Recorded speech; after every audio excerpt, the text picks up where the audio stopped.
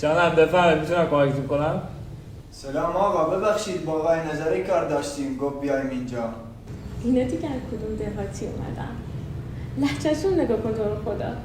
مهندس با جون آدم چی کار داره؟ نمیدونم والا، بذار برم سرش کنم چی. بفرمایید بشین، من برم صداش کنم بیا.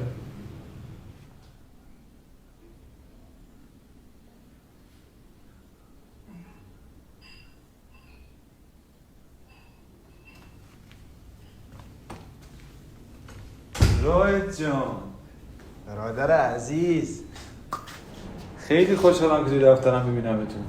این خواهر برادر جزو بهترین تاجرای سرامیک جنوب هستن. خیلی از آشناییتون خوشبختم، باعث افتخاره. بفرمایید دفتر خودم در خدمتتون باشیم. بفرمایید. خانم عزیز، بویش به لهجه هویت یک انسانه. به کسی که اینو عیب میدونه بوی از اصالت نبرده. عرب، کرد، لور، بلوچ، اصلا همه قومیت ها.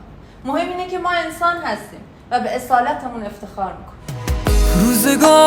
روزگار چنی خرابید، چنی بیرمیش و فانو